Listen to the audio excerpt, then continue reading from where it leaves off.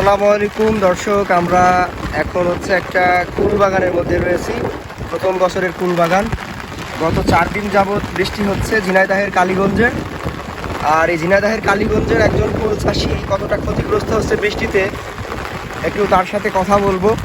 আসসালামু আলাইকুম। ওয়ালাইকুম আসসালাম ওয়া রাহমাতুল্লাহি ওয়া বারাকাতুহু। আচ্ছা, কেমন আছেন সেটা তো আর জিজ্ঞাসা করার কোনো উপায় নাই। তারপরেও আলহামদুলিল্লাহ, আল্লাহ পাক যে হালে রেখেছে ওই হালে আলহামদুলিল্লাহ, আল্লাহ পাক যেটা করবে ওইটাই আমাদের মেনে নিতে হবে। হ্যাঁ। তো ফুল বাগানের কি অবস্থা? কয়টা বাগান আপনার এখানে? আমার এখানে মোট 2টা বাগানে 6 বিঘে। আচ্ছা। তো এইটা নতুন করেছিলাম, এই হ্যাঁ। নতুন বাগানে এই বছর এটা নতুন করার উপর একটু ভিডিও দিলে দেখতে পারবেন যে আরেকটা বাগান আছে। হ্যাঁ, আমরা দেখতে পাচ্ছি। হ্যাঁ, ওই বাগানটা কাছে যে 2 বছরের বাগান। আচ্ছা। আর এইটাতে এবার করেছি। হুম। কিন্তু এখন তো দেখতে পাচ্ছেন যে এখান থেকে 3 থেকে 4 ফুট পানি বাগানের ভিতরে। কতদিন হয়েছে এরকম পানি? আজ 3 দিন ধরে চলছে বাগানের ভিতরে পানি। আর আপনারা দেখতে পাচ্ছেন যে বাগানের দিয়েই হচ্ছে আপনার মাছ মারা হচ্ছে, স্রোত যাচ্ছে পানি যাচ্ছে হ্যাঁ। এবং মাছও মারছে বান্দাল দিয়ে। এবং সেখানে আমি আশা করছি যে এই বাগান এবছরে বাঁচার কথা না, বাঁচবে না। আমি ভাবছি যে এখনো 5-7 দিন ধরে এই পরিমাণে পানি হয়তো বেরোবে। আর এই পানি কমার কথা না, কমবেও না, ধাক করে কমবে না, কমবে হয়তো 7 থেকে 8 দিন লাগবে এই পানি নামতে। আচ্ছা। তারপরও 7 থেকে 8 দিন যখন পানি নেমে যাবে তখন এই গাছ আর বাঁচার আশা থাকে না। তারপরে উপরওয়ালার ইচ্ছা। উপরওয়ালা যদি সেটা রেখে যায়, সেটা আল্লাহ পাক সে ভালো জানে যে কি হবে না হবে। আচ্ছা, কত টাকার আনুমানিক লোকসান হতে পারে তো আপনার? আমি আশা করছি লোকসান তো এই নতুন এই বাগানটা করতে ধরেন গড়ে মিলে আপনার 2 লক্ষ টাকা এখানে। আর উপরে আছে একটা বাগান, সেটাই আপনার 2 বছর বাগান, ওইটা একটু কম খরচ হয়েছে এবার, তাও লাখ-খানেক টাকা গেছে। তো গড়ে মিলে আপনার 3 লক্ষ টাকা মতো এখানে আর কি ক্যাশ টাকা ক্ষতিগ্রস্ত হওয়ার একটা আশঙ্কা দেখতে পাচ্ছি। হ্যাঁ, ইনশাআল্লাহ। তো এখন দেখা যাক উপর আল্লাহ যদি এর ভিতর দিয়েও যদি রেখে যায় সেটা আল্লাহ পাকের ইচ্ছা। হ্যাঁ। আচ্ছা, আমরা একটু গাছের কন্ডিশন দেখি। হ্যাঁ, গাছের কন্ডিশন দেখি। গাছে কিন্তু ফুল চলে আসছে। হ্যাঁ, গাছে অনেক ফুল মানে ফল এসে গেছে, ফল গুটি এসে গেছে। গুটি এসে গেছে গাছে। অনেক গাছে গুটি এসে গেছে। আচ্ছা। তো দেখছেন যে গাছ এই যে পানির পাড়ে ভাসছে, অনেক গাছই পানির পাড়ে ভাসছে। এত পরিমাণে বাতাস, যে বাতাসে মাঠে একদম যে দাঁড়িয়ে থাকবে, সেই দাঁড়িয়ে থাকার মতো পরিবেশ কারণ নাই। গাছ সেখানে মামুলি ব্যাপার। হ্যাঁ, মামুলি ব্যাপার, কারণ কুল গাছ তো নরম হয়। তো সেই হিসাবে এখন এই কুল গাছ যদি কোনো কারণে এখানে না টিকে, তখন কি প্ল্যান রয়েছে আপনার? এখন যদি নাই টেকে তাহলে মেরে দিতে হবে, দিয়ে দেখাচ্ছে জোট হলে সইসে হয়তো ভুট্টা লাগানোর একটা চিন্তা ভাবনা সামনে করছি। তাছাড়া তো কোনো উপায় নেই। হ্যাঁ। তো দর্শক, আল্লাহ পাক যদি রাখার কথা কিভাবে থাকবে, দেখছি পানি ফাটে ভাসছে যেহেতু গাছ। এই যে দর্শক, আমরা যদি এইদিকে এগিয়ে গিয়ে আরো কয়েকটা গাছ দেখাই, তো কিছু গাছ তো একেবারে পানির সাথে শুয়ে গেছে। এই যে,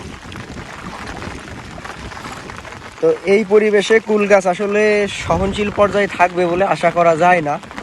তো তারপরেও দেখা যাক, যদি 2-3 দিনের মধ্যে পানি কমে যায় তাহলে হয়তো একটা চান্স থাকতে পারে। আশা করা যাচ্ছে যে 3 দিনের ভিতরে পানি কমবে না। এটাই কমবে না যে যেহেতু অনেক দিকের পানি এই দিকে যায়। হ্যাঁ, নামছে। এই পানি নামতে 7 থেকে 8 দিন সময় লেগে যাবে, যার কারণে এটা পানি নামা সম্ভব না। আচ্ছা, নিচের জমিটার ব্যাপারে কি মতামত আপনার, যে ওইটাতে পানি কেমন থাকতে পারে? ওটা দিয়ে পানি তো এখন নামতে আছে, আর ওটাই পানি জমছে। এই পানি যে ওটাই পানি যেহেতু জমছে, যেহেতু ওইটা আর কি সহজে তো হওয়ার সম্ভাবনা নাই। আর গাছ অনেক ফেটে গেছে, যেহেতু গাছ 5টা-7টা ডাল আছে। এই ডালগুলো হচ্ছে যে যখন বাতাস হয়েছে 3-4 দিকে পড়ে গেছে, যে ওই ডালগুলো ফেটে গেছে। তা ফেটে যাওয়ার কারণে এই গাছ হওয়া সম্ভব আশা করা যায় না। এই গাছ ভালো হবে আর এটা আশা করা যাচ্ছে না। আপনারা তো এখানে 2জন কৃষক কুল চাষ করেছিলেন, এই পাশে এবং ওই পাশে। আপনাদের এই যে জমি নির্বাচনে একটা সিদ্ধান্তে মনে হয় ভুল ছিল, সেই ব্যাপারে আর সারা দেশের যারা কৃষক তাদেরকে সেই ব্যাপারে নিজেদের ভুল থেকে কি পরামর্শ দেবেন? এটা পরামর্শ হচ্ছে যে আমরা এটা করেছিলাম যে 3 থেকে 4 বছর এখানে কোনো পানি জমে না। ওই একটা ভরসা করে করেছিলাম। তবে আশা করবো যে এরকম ভুল করে, এরকম আশা করে যে হচ্ছে না বুঝলে যে হবে না। করবো না, এরা নিচু জায়গায় না করাই উচিত। হ্যাঁ, হ্যাঁ। উত্তম হবে যে সেটাই। এরা নিচু জায়গায় না করা, একটু যে- ট্যাক জায়গায় যেখানে পানি কম বাঁধে, পানি বাঁধে না, এরকম জায়গায় যাতে করবে। দর্শকের জন্য এটাই আমি বলবো, হ্যাঁ, হ্যাঁ। যে এরকম আমার মতো ভুল আর যেন না করে কেউ। সেটাই, কারণ এটা তো আপনার ইনভেস্ট বেশি, সেই হিসেবে ক্ষতির সম্ভাবনা বেশি। অতিক্রম। অতএব এইটা হচ্ছে একটু উঁচু জায়গা দেখে, হ্যাঁ, নিরাপদ জায়গা জি দেখে। জি রিস্কি জায়গায় রিস্ক নিলাম, হ্যাঁ, এরকম করা এটা যাবে না। করা যাবে না। আর তারপরেও দেখতে পাচ্ছেন যে প্রত্যেক গাছে প্রচুর পরিমাণে ফুল। হুম, হুম। এত করে ফুল এসে যে আমার ওই পুরোনো বাগানের গাছের ভারী, এতদিনে ফুলি ভারিতি গাছ কিন্তু অনেকটা কাছে ছিল। কাছে ছিল। তারপর ওই বৃষ্টিতে এখন তো পড়েই গেছে একবারে। হুম, আর এটা তো পুরো নতুন বাগান যেহেতু, হুম। সেহেতু এটা পড়ে যাওয়া স্বাভাবিক। স্বাভাবিক, হ্যাঁ। তারপর এটাতে পানি বেশি আসছে, তো ওইটা ট্যাক আছে, আচ্ছা, আচ্ছা। ওটাই পানি নেই। আচ্ছা, যাই হোক, ধন্যবাদ আপনাকে। আর আমরা দেখি 6-7 দিন পরে পানি নেমে যাওয়ার পরে বাগানের একটা আপডেট জানাতে আসবো আরেকবার, ইনশাআল্লাহ। ভালো থাকবেন। আসসালামু আলাইকুম। ওয়ালাইকুম আসসালাম।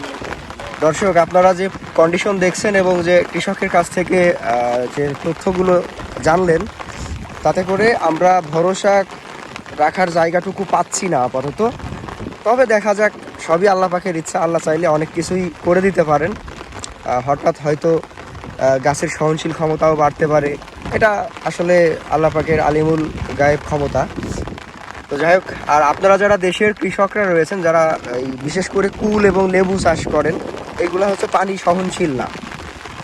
তো এইগুলো আপনারা যারা করবেন একটু উঁচু জায়গাতে, কারণ এখানে খরচ বেশি।